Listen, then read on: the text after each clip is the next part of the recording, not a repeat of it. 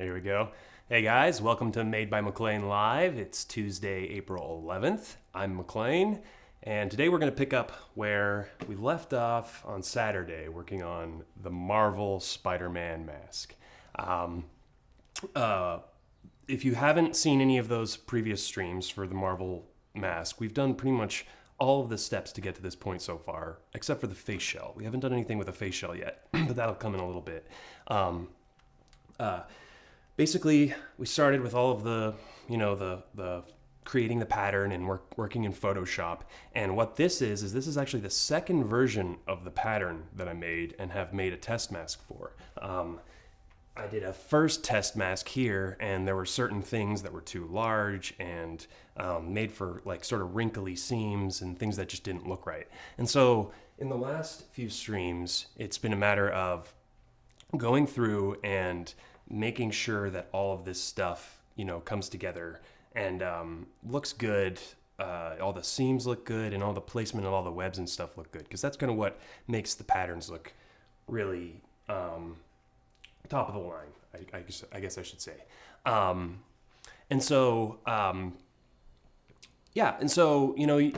You probably are looking at this mask pattern that we've got going here, and it looks pretty good on my webcam. I made these test foam eyes. These are just craft foam with adhesive on the back eyes and then printer paper in the middle to give it the white look. And I just made those just so that I could kind of visualize what the mask looks like with lenses, and I think it helps a lot. It's a pretty clean mask already. I'm having to pinch a little bit of material to keep some of the wrinkling down, so that means that there still needs to be some material removed from the overall pattern. But these foam eyes really show a lot of detail on the pattern, what needs to be changed. Hey guys, I just brought up my comments. Good to see you guys. I always enjoy chatting with you guys. You guys are very, very loyal viewers. I like that a lot. So let's look at this mask a little bit. I don't have a ton of light here, but basically, if you're looking, I will end up bringing the reference photos up.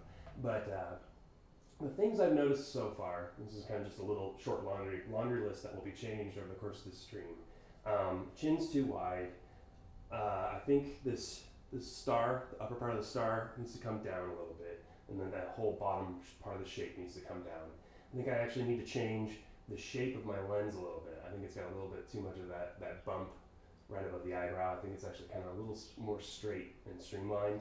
And then since I shrank all of the side webs and details and moved them around, I can pretty much tell. I've only looked at a reference photo for a couple of minutes, but I can tell that a lot of these details are kind of too low or too high. I can't remember. This one on here definitely needs to move out a little bit and come down a little more parallel.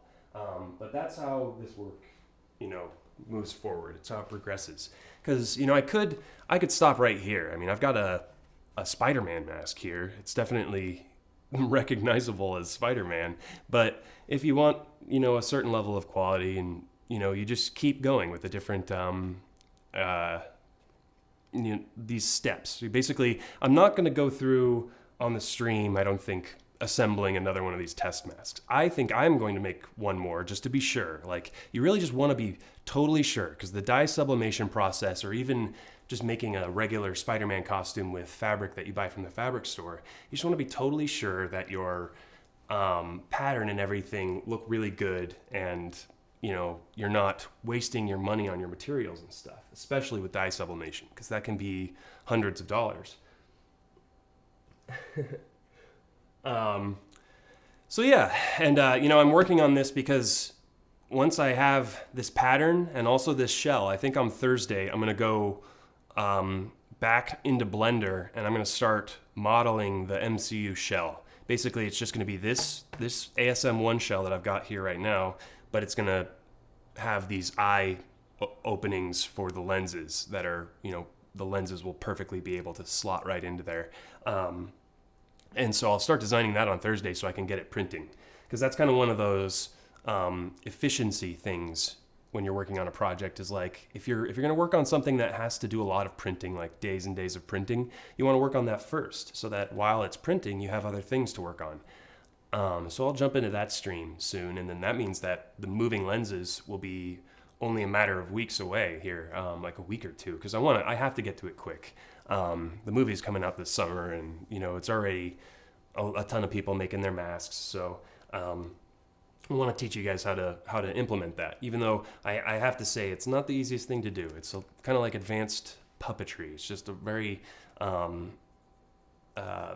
very, very finesse-based thing. So I'll just keep saying that, but I'll still just show you how to do it so you can give it a shot if you want. Maybe you can do a slightly less complicated version of what I do.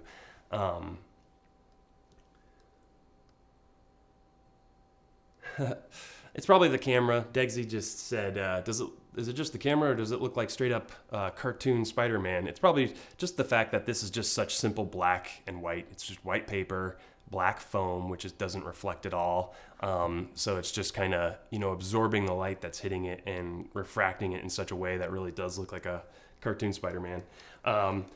Okay, so I'm going to go ahead and jump in here with Photoshop. And this is basically where I left off about a week ago, I think, because I've been working a lot on face shells. I do that before the streams, and last week I did that during a stream because I had so much I needed to catch up on. But I'm doing a majority of my work right now on face shells and just kind of trying to duck in and work on this stream when I can. This is kind of actually slow work on a pattern for me because it's been a week since we've been in Photoshop here working on this. Basically, this is the kind of finished pattern that I came up with from the pattern work that we've been doing up to this point. So I've got some reference photos here, and this kind of helps to, this is a dark one. I'll just end up scanning through all of my reference photos. This will be a good one, that'll help. This is how you decide what is accurate and what isn't. You just gotta, kind of get the two side by side and really look. Like I can just definitely tell this chin one is just way too wide, so I have to shrink that by a lot. And it still is pretty narrow on the side of the nose here. There we go. That's kind of like how he's doing it. It still is pretty narrow on the side of the nose here, but it just needs to be moved over a little bit and just come straight down out of the eye a little bit more. Like right now mine's kind of curving out of the corner of the eye and coming down, and it just needs to like shoot straight down a little bit more. Then on the side, I think that this side one is drooping down a little bit too much. It just kind of needs to come almost like arc up rather than down, but for the most part it needs to just be straight back, it looks like. And other than that, the seam up out of the top of the corner of the lens looks pretty good. So the shape of the mask looks good, and that's kind of one of the first things you want to check on, is to make sure that the actual shape of the mask is looking good. Kind of that chin thing is the biggest mask shape issue I'm having right now. That just needs to be brought in, kind of just pinched in by half an inch or even an inch, and that'll actually kind of solve some of my other problems. And that's kind of, it's a matter of hitting the tallest nails first. So that chin thing is definitely one of the biggest issues. And then there's a lot of cleaning up to be done in the side of the mask, but I'll get to that bridge when I get to it. Okay, so bringing Photoshop back up here. So this is the printable outline. It's in a dark blue color because my printer, I really dislike modern day printers. It doesn't print black right now, so I either have to get a new black ink cartridge, which costs a ton of money, but it is a new black ink cartridge, or I just have to get a new printer, which is great. But anyway, so I have to print in dark colors like dark blue. So with what we're working on here, I want to bring the chin in. I want to bring basically just the whole chin area together, which is difficult. I worked on that a little bit in the last stream. It's difficult to do that because you can't just only move the chin in. You have to basically move everything on this side over and shrink the chin. You can't just exclusively move it. So yeah, you kind of have to decide how you're going to approach it. And this is just one layer that I have on top. of the outline, so I can reduce the opacity of that so I'll be able to see my paths a little bit better. You guys can actually see the opacity a little bit better than I can, I think. Just the way it shows up on your screen.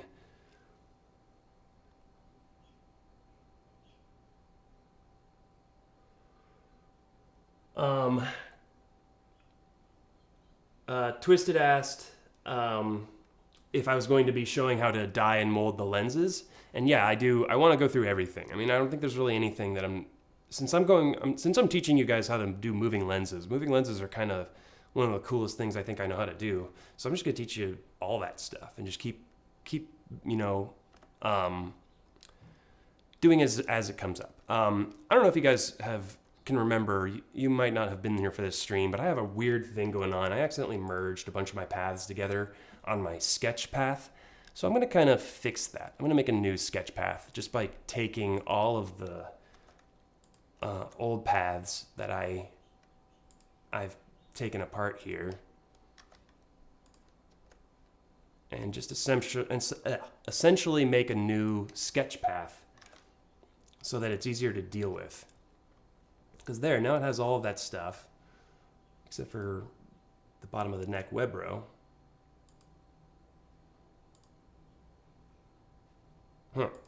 Interesting. Oh, that's why. Didn't get selected. So that's my new sketch path layer. And I like to have a sketch path layer so that I can, change different paths at the same time and kind of visualize them together. But I got one comment from someone who didn't even know about the path panel. So they had sort of just an entire Photoshop file with all of their paths in it. And that's sometimes that's what you have to do. You have to have little, solutions to problems that actually have really easy solutions. I know while I work through Photoshop that there's probably such easier ways to manage your workflow, but I just have never really been trained like in a school or anything to use Photoshop. I've always used tutorials and things like this. Okay. So that's my new mask front sketch. And this has, I missed a little bit still. That guy. Okay, this has all of that information that I need for altering different paths and things. And I'm gonna alter my selection method here and go to just straight vertice selection. And if you hold shift, you can select multiple at a time here. And I'm getting everything right up to that chin. I did this in the last stream, basically just like this. Because this is a problem I had initially. I guess I didn't move it over enough, basically. And it is important to kind of be looking at your reference photos and thinking, okay, so what is the shape of that? Like, what is the actual shape? It kind of looks like one of those pizza spatula shapes, kind of, with the curve up at the end, or a trowel, like a garden trowel. So you got to kind of figure out what the shape of it is before.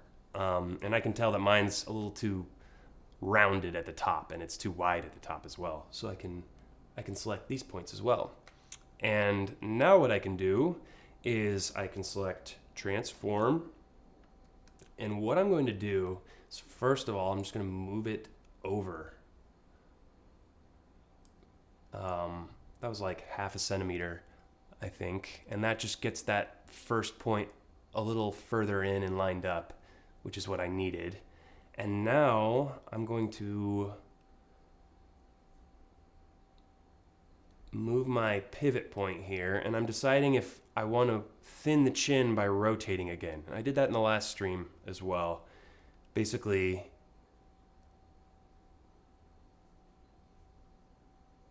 hey Flubdub, good to see you. Flubdub and Degsy and Twisted and Winterboy, all you guys. I remember you all from the beginning. You've been my fun streaming group from early on. I appreciate that a lot. Makes these streams a lot more fun. Sometimes when I get really focused on my work, though, I can forget that you guys are commenting. Okay, all right. So I've moved the path here over, and you can see the sort of ghost path underneath here a little bit. Bring it up a little bit more. So that is what I'm bringing up here in the background is the old pattern, what that looks like, and that's this. So it's just a direct method of looking at your mask and thinking, okay, I need to take like half an inch out of there. That's a lot of material that needs to go away. And so I think I need to be even more extreme. I kind of have been going a little too easy every time. And sometimes that's the best way to quickly get to an end goal, is to kind of overemphasize your changes. And then it's easier to bring it back from that. If you have not far enough and too far, it's easy to find that middle ground. Okay, so I'm going to transform that again, and once again, this is the pivot point. So if I were to rotate it right now, it would want to rotate from just the very center of all of the points. I don't want it to do that though. I can just pick up this pivot point, and I'm going to move it to where that webbing starts again. Oh, that looks a lot better. That shape already, just taking a lot out of the chin here. Yeah, that'll be a lot more cohesive, I would say.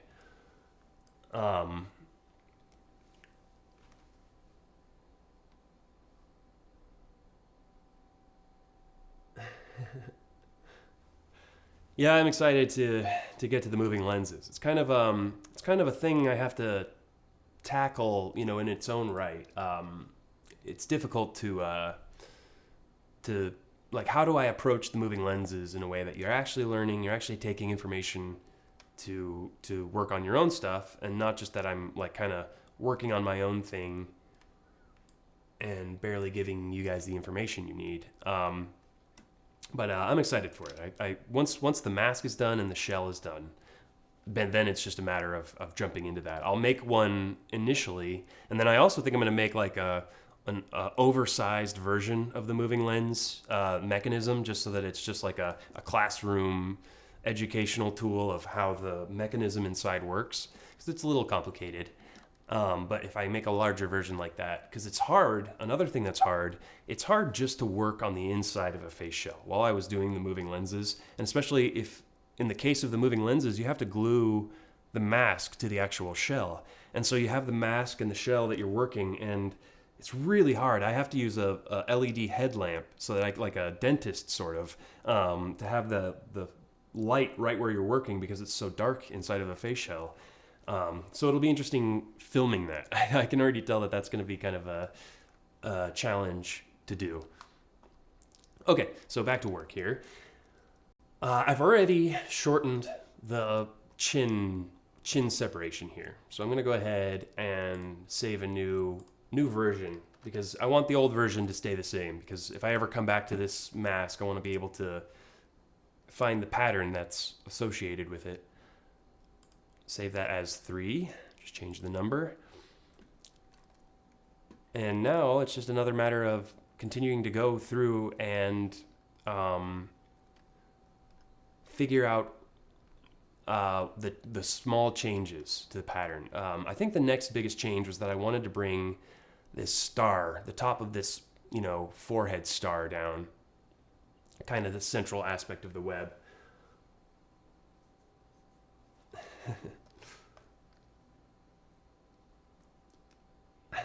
Okay, so I want to be able to move this down, a sensible amount. It's not a lot. I bring up my reference photo here again. Maybe my lenses are too close together right now too. I think that might be a part of it.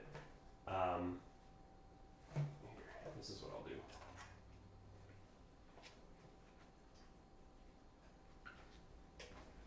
That should help. Okay, so he's like that.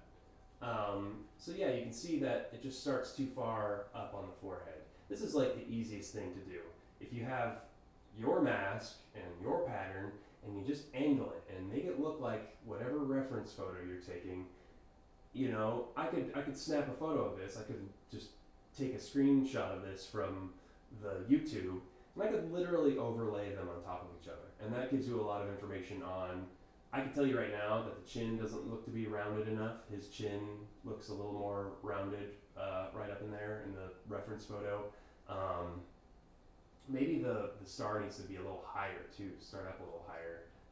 So just brought down and brought up, just like the size of it shrunk in general.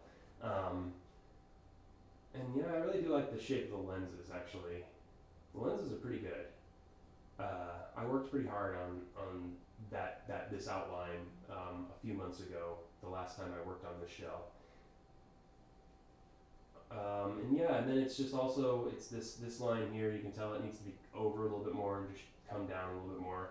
So that's kind of the stuff, you know, that's the process of just getting it further and further and further, because there's always going to be something. There's never, I could keep working on this. I could tell you right now that from looking at reference photos, their pattern is split into 3 pieces, essentially.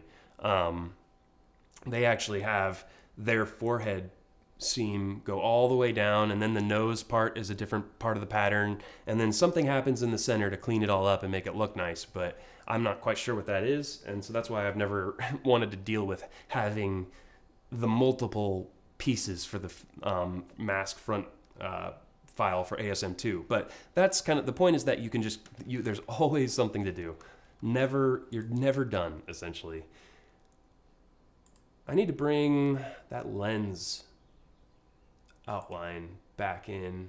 I had that for a long time, but it kind of got lost, so I'm going to copy that and bring it back to my sketch. There we go. That helps a lot, just knowing, well, what I can actually do is I can look and see, you know, is that where the lens actually is on the pattern? Like, I think it's actually over a little more. I think that, yeah, that lens outline I have on the Photoshop file right now is too close into the center, and that gives it, that makes the whole thing off, you know, right off from the bat when I'm arranging the web pattern on it. Yeah, that already helps a lot, because now I can visualize that this web does come in a little bit too much, and so now it needs to come over, and that basically just fixes that issue completely. Bring up my reference photo just to see. Yeah, it still does kind of come, you know, it's helpful to think of like shapes and how they intertwine together. If you think about this web, it kind of completes the shape of the lens. The lens kind of follows that shape, and it makes one streamlined shape. So you want to kind of include that. So I guess I moved it over a little too much. And then once I have all of these webbing, you know, longitudinal webbing lines, I call them the column lines, because, you know, you have columns and then you have rows in most charts. And so with webbing, it's kind of like that. But it is also like longitude and latitude. Okay, and then moving further over on the face, because like I said, basically these 3 webs on the side of the face kind of have some issues going on with the shape. I need more of a view of the side of the head here.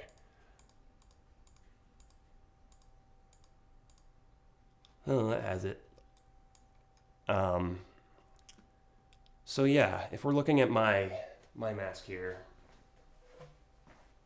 looking that way, you can see that, what side here? Yeah, this side. Okay, so yeah, that comes up high enough, I'd say. And also I like the forehead web. I think the forehead web scoops in over enough. I also like the placement of the row. That looks pretty good, as well as that one. That kind of just comes from, I put together so many Spider-Man masks. I just kind of know what they're supposed to look like in the pattern to make a good, you know, shape over the face. And that's something you learn over time. But anyway, so it looks like maybe this one comes up a little bit, comes up into the lens. Oh yeah. Yeah, I left the microphone a little bit. Sorry, I'll keep that in mind this next time. I'll just move that back and forth. Okay, that probably sounds a little bit better. So looks like this one that comes out of his eye right here probably needs to be a little bit higher, and then maybe this one needs to start a little bit higher. It might be coming down a little bit too low, and then that kind of fixes a little bit of that shape issue. So just moving these two up a little bit, which is kind of a component of this one moving, back a little bit. And then, yeah, otherwise the shape is pretty good. So go back to Photoshop.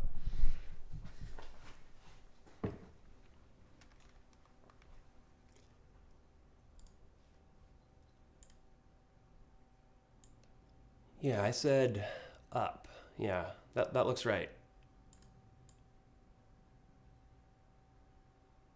It kind of helps with some of the shape issues I've had leading up to this. Oh, I didn't mean to do that.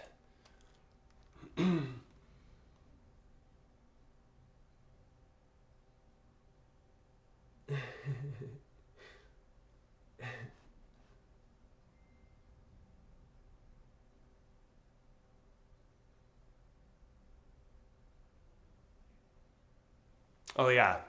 Thanks, Degsy. I'm catching up on your comments here, and he said that the double lines on the reference photo look thinner. Yeah, I agree with that. I hadn't even really looked at that yet, and that's kind of been each time I've done it.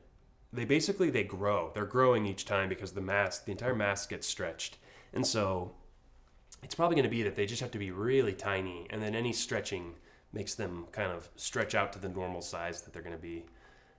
So I guess maybe for the next test mask I'll do a really, really thin one and then see how that stretches out and looks.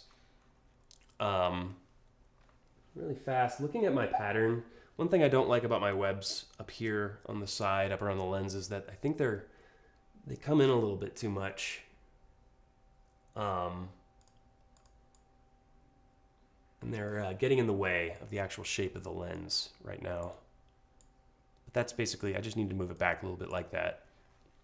Because once again, this lens outline isn't truly accurate. The pattern moves and the shape changes. And so now, if you really wanted to go all out, what you could do is you could rip this mask apart. You could actually take it apart. I guess you wouldn't really need to do that. There's not really a huge reason to do that unless you had drawn new lines or like. Basically, I thought of that because if you drew the outline of your lenses on here, you'd get a much better representation of what the flat, non-stretched out shape of the lenses is. Because that kind of plays a big part on spandex masks.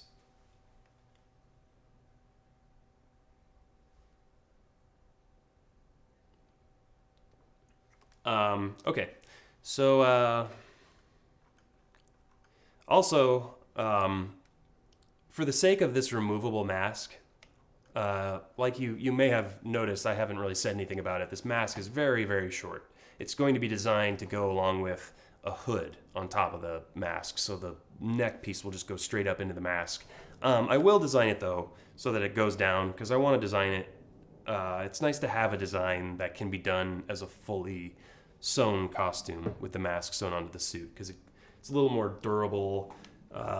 Better for like test or stunt stuff, because it's less to worry about the mask coming off. I guess I'm not really an authority on that, but yeah. But also I'm going to probably continue to design it going further down. So that might be something I do here in the stream. I'll continue the webbing down like I had it in before, but I'm still going to end up cutting it. One reason I'm going to design that webbing is I cut the mask off at this webbing segment, but it comes up way too high on the back of the head. It's not grabbing enough on the back of the head, and it's cool because it's really easy to take off. It's probably the easiest mask I've ever had to just pull off really quick, and the shell comes off with it. But it needs to get down here and kind of cup and at least cup a little bit around the back of the head and lower. So what that's going to mean is I can't base the opening off of a webbing segment. It's going to have to just cut across a little bit, but that won't be distracting. I don't think it'll still be the suit texture on top of the suit texture. So it's not going to be something that's going to be very noticeable. All that means is that I need to do that in the pattern. I need to bring that out a little bit.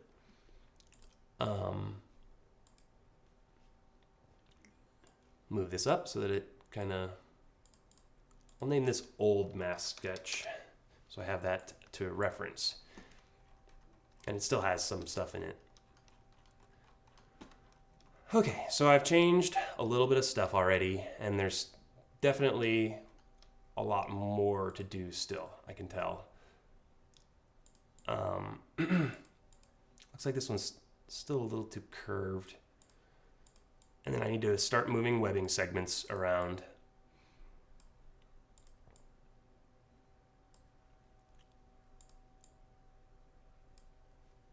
Kind of matching the changes that have been made so far.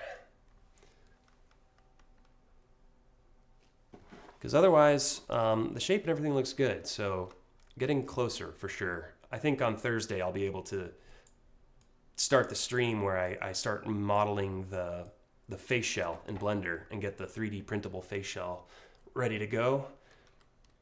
And then also get some lenses ready to go with that as well. But again, that's only going to be, I really want to kind of have all this work done on the stream. So as you can see, I'm only getting a couple of hours of work done on this every week. It's not going to be the fastest suit project, but I want to get everything done like in front of you guys. Although this next test mask I make, I'm probably not going to film that because I just want to get it done quick and make sure everything looks good. And you've already seen the process, so you know how to do it yourself. This corner, it doesn't look too bad. It's definitely a little bit of a point on the mask, and it might be fixed when the middle part is shrunk down a little bit. But there might be something I can do to kind of fix the shape of it. I just don't really know what it is. I probably need to streamline this shape a little bit more.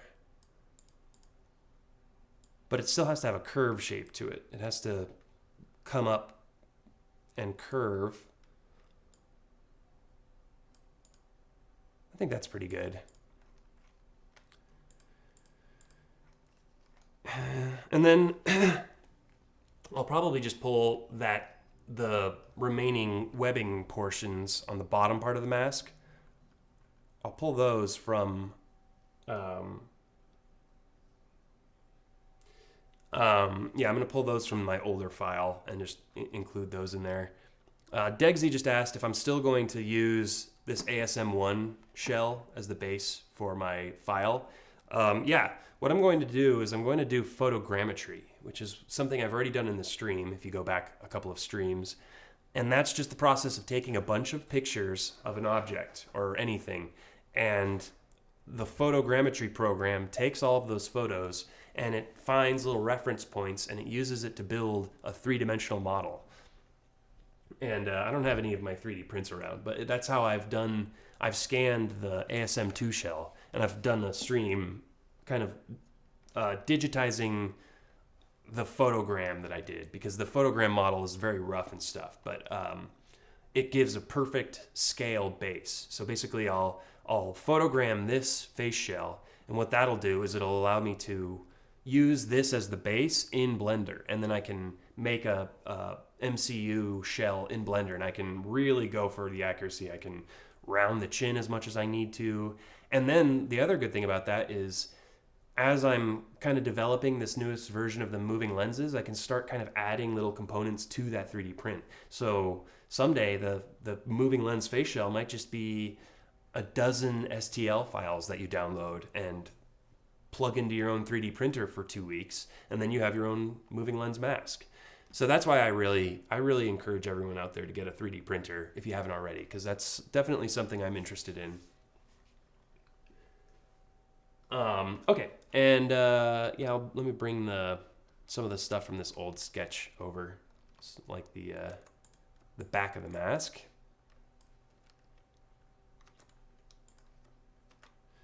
Okay, so I also decided in the last stream that I was just going to make this one piece, but I guess if I'm going to be continuing down further, I need to make it two pieces again. I had it joined in the middle, but it doesn't really need to do that. That was just kind of a nice feature. But if it goes down any further, I kind of lose the ability to do that. Although I guess I could still keep it together. It just would have to go down further. Because basically what I need to do, if I'm kind of sketching out what needs to happen with the mask, it goes up too far on the side of the head. So I basically need it to come down to like here. And then over. And then that would be the new bottom of the mask. And what that would mean over here is that it needs something like that.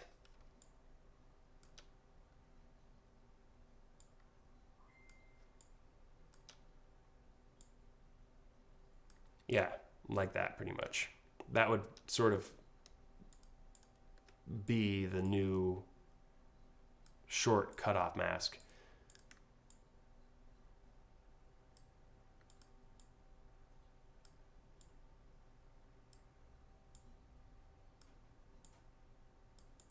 Yeah, so that would add a lot of material. Probably not so much of a curve up. Like that.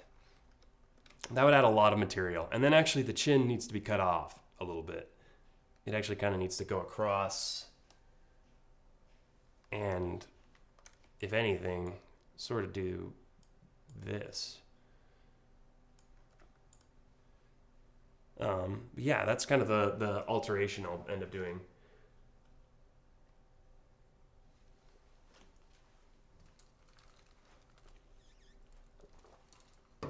Oh yeah, I missed a comment earlier. Someone asked, is it all right if I use your pattern? Obviously, yeah. I mean, I can't stop you here. I'm working on this in front of you guys. The only thing that bothers me is when people will kind of use my work, kind of accept my help with their work, and then kind of go out and style it like they did it all on their own. Kind of like go out and kind of accept social media praise as though you've done it all on your own. And you did do it, but I mean, I helped you out a little bit. And especially if you use my mask pattern, all I ask is that if you do make a mask using my pattern, just be like, I used the McLean pattern that he did in his stream. Go check it out. And then you're helping me out. You know, you're kind of advertising for me a little bit. And, I appreciate that. What I don't appreciate is you going out and saying, look at this mask pattern I developed.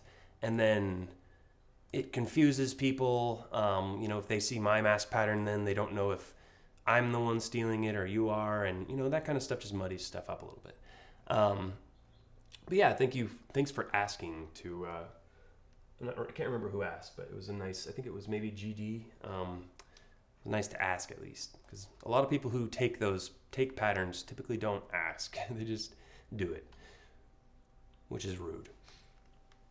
Okay, so I'm going to go back to my reference photo here and continue the process of just deciding what needs to change.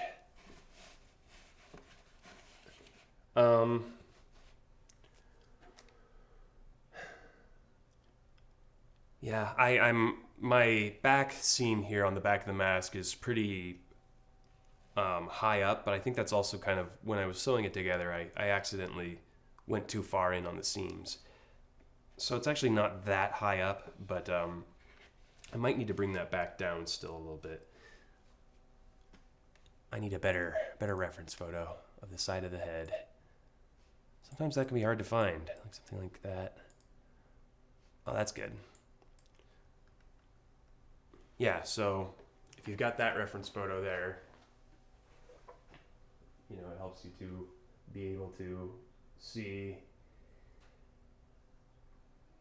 Yeah, that definitely needs to go back a little bit. And then the one on the top of his head needs to kind of move back a little bit too, I think. Because yeah, this one right here should be like all the way back here. That might be an issue that it's just not getting pulled enough. Like maybe if something was pulling on it, um, it would do that. But yeah, everything looks pretty good already. Everything looks pretty accurate. Maybe the lens bows out a little bit more on the outside here.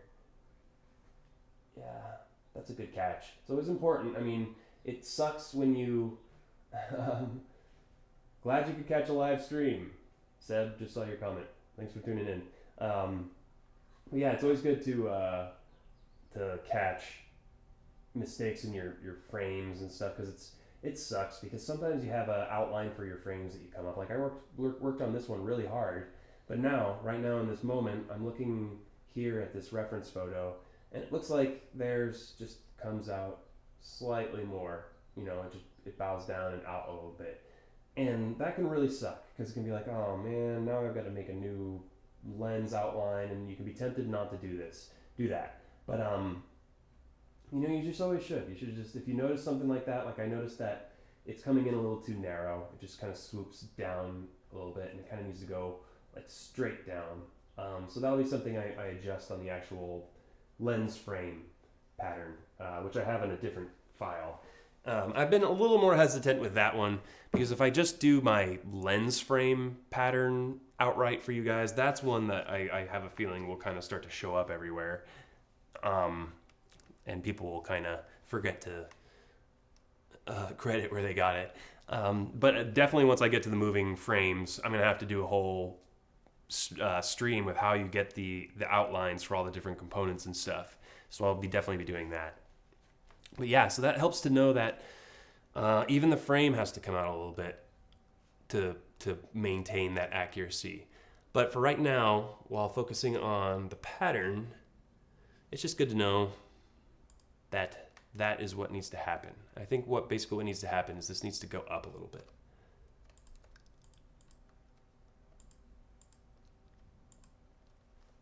Just drag it out. Whoops.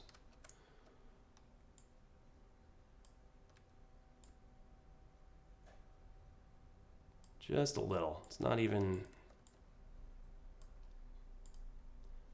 And yeah, I still like where that front bump is, so I'm just going to keep that and move the middle one. And then that allows me to kind of rearrange the side of the head a little bit.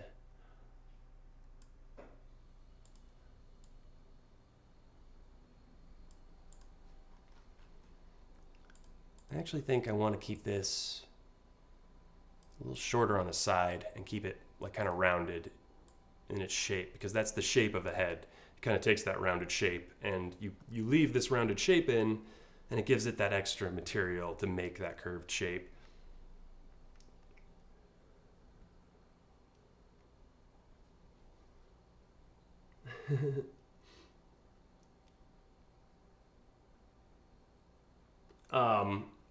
Yeah, Degsy asked, when you adjust the frames, won't that throw off the pattern again?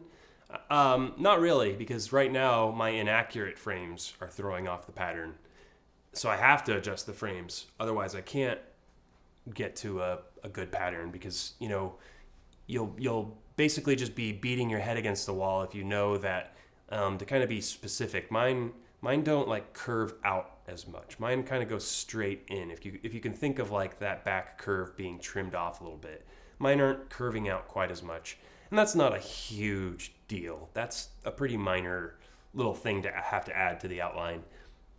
But it is a pretty big change to how like the moving lens components work. And when I design the face shell in the next stream, I have to have an accurate frame representation. So I'm actually pretty glad I caught this. Because basically once I start to design the face shell file with these frames cut out, it's going to be kind of difficult. I'll be able to, but it's going to be kind of difficult to go back and alter that lens shape. So it's going to be interesting to work on that. But yeah, and so what I just did was I moved this web segment back. I moved this back to meet it and move that back.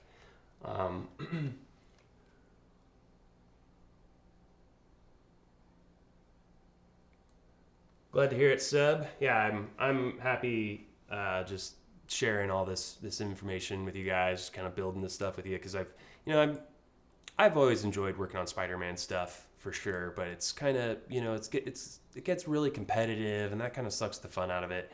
And so it's like, well, here, I'll do it this way. This kind of injects a new kind of fun into it. It's like, I'll do it in front of you guys, and then I'm kind of teaching. I'm creating YouTube content. There's a lot of cool stuff about it. Eric asked if once I'm finished with this pattern, if I'm going to make it available to the public. I'm basically making it available via the stream, but I will still have like a file, like a dye sublimation version of the file on my website that you'll be able to go and get. But yeah, I'm basically doing it live on the stream in such a way that, like, I mean, gosh, you could just pick it apart and get everything out of it. But yeah, I don't really care too much. I mean, there are some already amazing, MCU masks and stuff out there. People are doing great stuff with their patterns. Like I saw Taylor's mask. Taylor's looks really cool. So it's it's just a matter of I want to just kind of get the information out there and help you guys with your stuff, because I've got some stuff coming out soon. I keep talking about it, but I'm really excited for some of my future projects coming up. Kind of to the point where Spider-Man's just a fun thing again. It's just a fun thing to work on. Okay, so kind of at this point I get to in my streams sometimes where it's like, well, what do I do next? Do I set up for a new segment here? Because I've kind of done all of this alteration. Here's a good example of what is going to change with the lens. It just needs to bow out like that. That's basically like the only change that's going to happen to the lens. And you can already see that it kind of makes the pattern look a little nicer. I guess I could continue moving these lenses down, or these lines down.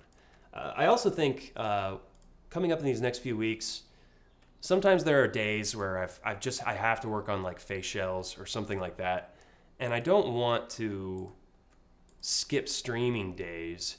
So coming up here in the future, I noticed some of you guys talking about like plastid-dipping face shells and stuff on Facebook. And so I'll probably do some stuff like I'll probably plastid-dip a face shell and things like that. Well, now watch, other people will have their own tutorials on plastid-dipping, but I've done a lot of plastid-dipping. And also, I kind of, at this point, I'm not a huge fan of plastid-dipping on the face shell. Like I'll teach you how to do it, but I think that there are better things to do than plastid-dip your face shell. Anything. I mean, you could just sand the surface of the ABS, I think would be sufficient to get it to stop being like slippery, because that's the problem with these face shells when they're just straight ABS plastic, is it's slippery. The mask slips and slides, and when you turn your head, the mask will slide independently. And so a lot of people are like, oh, what's the solution? And I started plastid-dipping shells last summer, and I have this shell right here is plastid-dipped, but it's just so hard to get the mask onto the shell sometimes and arrange it. I've seen certain people out there that have the plastid-dip shell, and I can kind of see them struggling. Like, you really have to work hard to arrange all the little things perfectly, and they stay where you put them, but it's hard to get them there. And then it's hard to take the mask off with that. And so I think it's better to just either sand the face shell or put like primer or something on it, and that holds the mask and doesn't make it difficult to put on.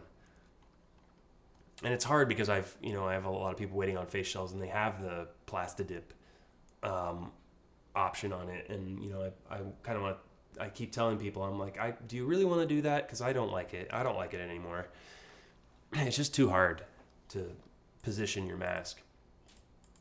Okay, so kind of getting back to my pattern here. Just making it so that little extension I sketched out has the webbing and everything on it. Because that's basically what the mask is going to look like at that point.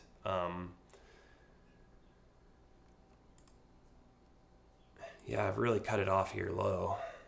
Or not low, but I mean it's an interesting shape that it makes here. And this is probably too low as well. Probably needs to be a little higher. Because I'm just guessing. Once again, this whole mask was a lot of guessing. and it turned out to be pretty successful. And then that's like the cutoff on that chin part. And then, yeah, because that's excess material I've got right here that when I put on this test mask, it really like pushes into your neck and you really just don't need it. So, and I will design it, that one that just goes full, like a full mask. But I'm going with the direction of the easily removed mask, and that's also going to be key for the moving lenses and stuff, which is going to be pretty cool. What's 9 plus 10? Are you doing math homework? No cheating on math homework in my streams. That's pretty simple math, too.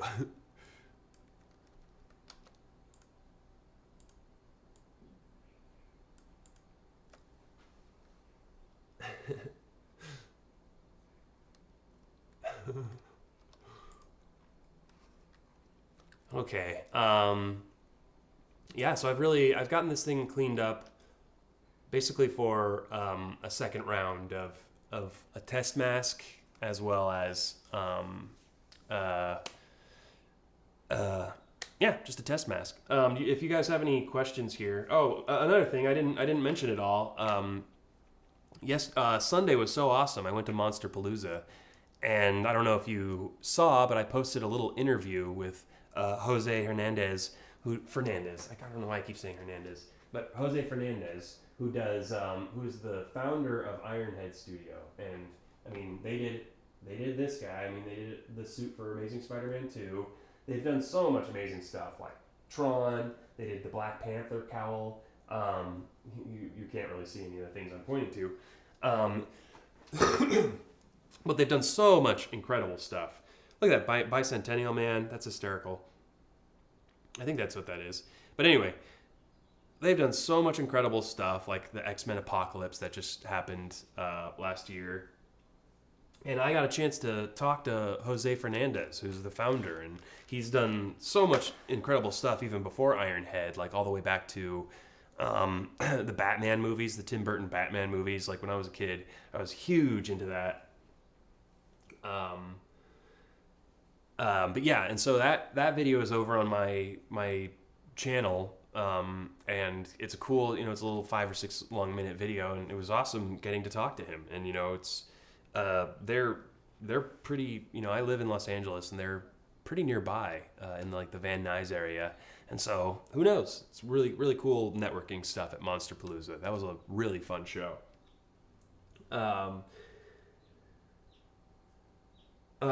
Seb had a question.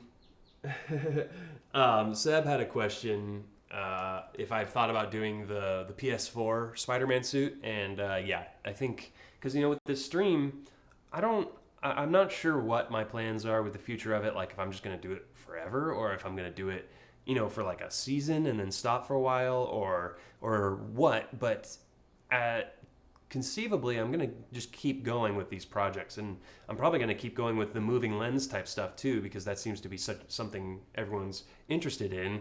So I've definitely been thinking about the possibility of taking one of these guys and putting the moving lens technology in here, because that would just be so cool.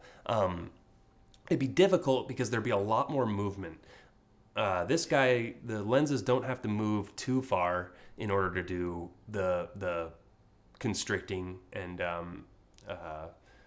irising of the lenses. But with this, it's going to have to go from pretty wide up here to pretty tiny. I mean, that's not that much movement, but it's a little bit more than what is in here. And I think it's going to look really cool with the large,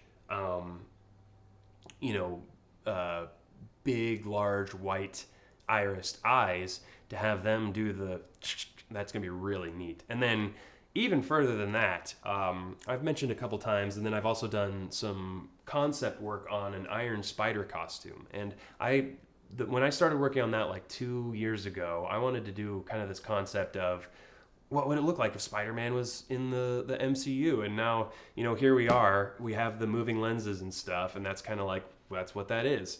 And so it's not as exciting as it was back in the day when I had first thought of it. Like many of my previous projects, it never saw the light of day, But with this stream, I can kind of revisit those ideas and start to work on them again.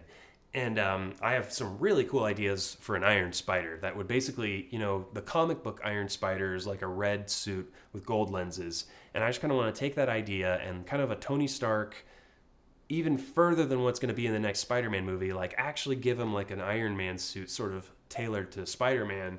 And that would be really cool, especially with the moving lenses and then, some other really cool aspects that you could do with that. I want to do that on the stream because that would just be a awesome project to, because there's gonna be a lot of stuff in that one particularly that is kind of new ground that I haven't done, and so that really excites me. The idea of kind of doing that kind of stuff, like tackling a new type of project. It's still fun to tackle Spider-Man projects like this, but unless it has some sort of curveball to throw, it kind of is like less enthralling and less exciting.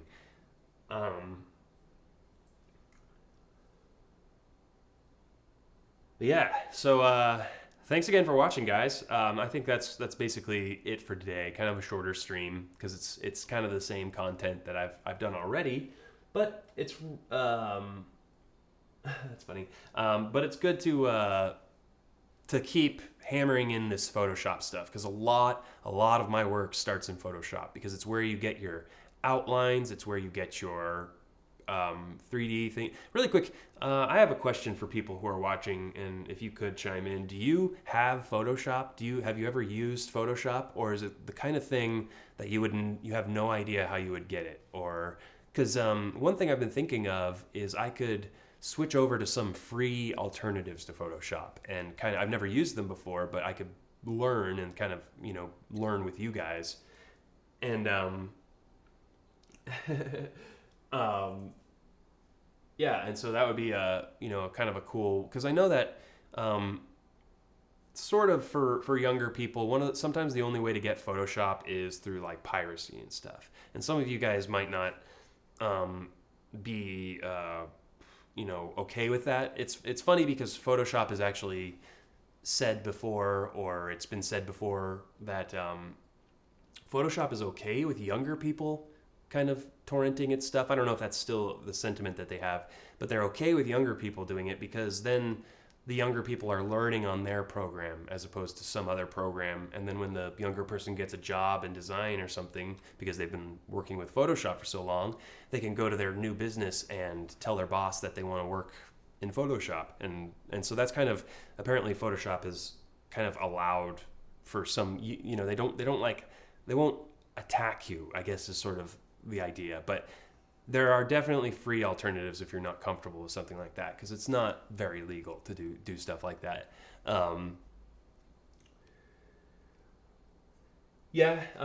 Winter Boy just said you could download the free Photoshop trial. I'm not sure what they'll do with like your file, if they'll let you kind of just save whatever, and if you'll have enough time to actually download a full or finish a full suit design before the trial ends. Seb just said that GIMP is a good alternative, and GIMP is it's kind of like the Blender. I've been using that, and that's a free alternative to things like 3ds Max and Maya, and so maybe I will kind of pick up in GIMP or something, because it's really important to learn this stuff, and I definitely think you should try to find a way to get Photoshop, like maybe through your school. If you go to a school, a lot of times there'll be a license that like your school will have where they can kind of just give it out to students, or it's okay if students get it, or you can use it at the school. But yeah, Photoshop's a really excellent program, so I like to take these streams and teach you guys like certain things about how I personally make my outlines. Because eventually once I've got more of a pattern, because probably the next pattern work that I'll get to is actually on a mannequin working on the rest of the suit, because I'm going to be doing basically the same process that I've done on this mask for the rest of the suit on the mannequin. And it's nice to have the mask finished. You can just put the mask right on the mannequin and then work downward. But so there's going to be a lot of these Photoshop streams probably coming up in the next couple of weeks as I near finishing this pattern and everything.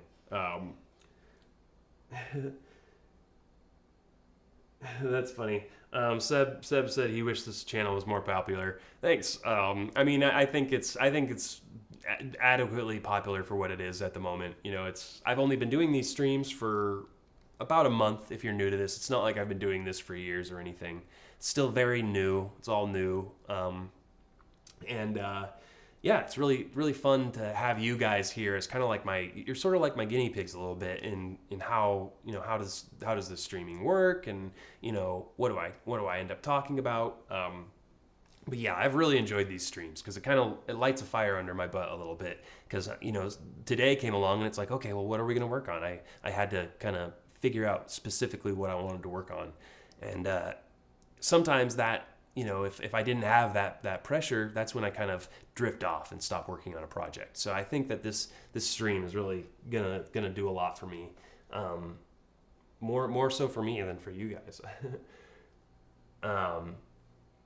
Yeah, Seb just said Twitch is better for this stuff. I know Twitch is better for. I streamed once on Twitch, and I could do it again with a little more forethought. And I know Twitch is better for like actually having more of a audience that kind of comes through and will turn on your stream randomly. But I'm kind of more interested. I really like YouTube because YouTube puts everything into an archive onto your YouTube channel. YouTube is something that everyone is, has got has a Google account for the most part. So it's easy for people to sign on and comment. YouTube's pretty easy for people to find. So there's some things about Twitch, like Twitch is really great, but I think it almost kind of has its own ceiling to it. Even though I know that there are people that are so successful on Twitch, I really have some projects I'm going to work on in the future that it's going to be fun to look back at these days. I think early days in the stream and look at kind of like the quaint nature of the work, and in my living room in front of a green screen and stuff. So I'm hoping it kind of grows and matures over the next few months, and that's what makes it fun to look at this stuff. And I'll get more viewers. And I really haven't been doing a lot of advertising. I advertised on Saturday when I did the sewing tutorial because I thought that was a pretty neat special one.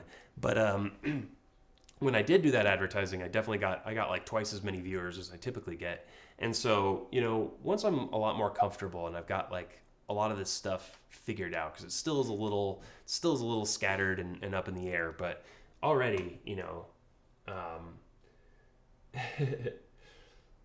yeah, Seb just said that it's funny how I wore the Spider-Man gloves while sewing. That was not easy. I'll tell you that right now. Wearing a spandex glove while you're sewing spandex, that's kind of a little difficult.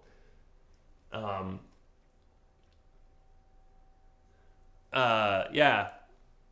CAK Comedy said, did I make the lenses on the mask on the table? Yeah, I did both of these. I did this one. I don't know, maybe you're talking about this one. This is just craft foam and white paper. They're not really like actual lenses. It's just the craft foam has adhesive on one side, so they're just stuck on. And that's just to see how it looks and the shape and everything.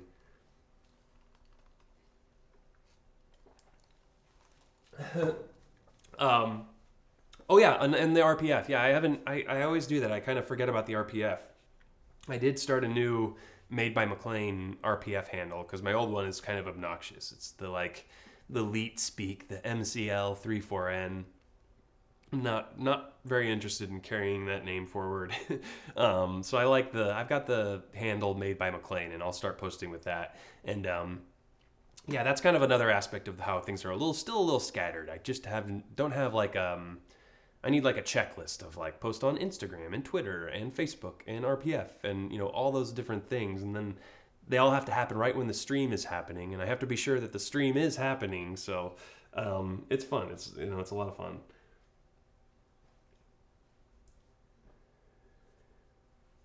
Okay, cool. Well, yeah, it's been fun sitting here and chatting with you guys. Kind of a shorter stream, even though it was still an hour. I mean, an hour of content every other day is kind of like a podcast almost. So yeah, I'll be back Thursday either with more mask work or with a painting tutorial or with work in Blender on the MCU shell. It's kind of contingent on how I do with the work on these shells, because these right now are my current priority. And I could do streams about working on these shells, but I kind of feel like it's a tease to you guys because you all are so excited about the MCU stuff that when I keep, doing streams about ASM or just kind of general shell work, it kind of is almost like a little bit of a tease. So yeah.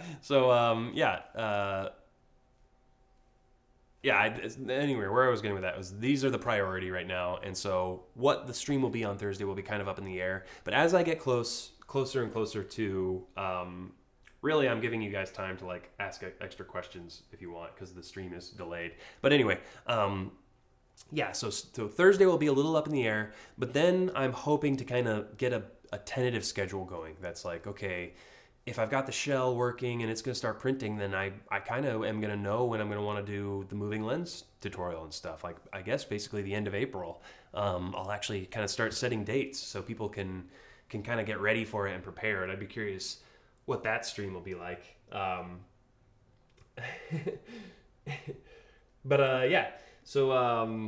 Cool. Thanks for tuning in, guys. You're awesome.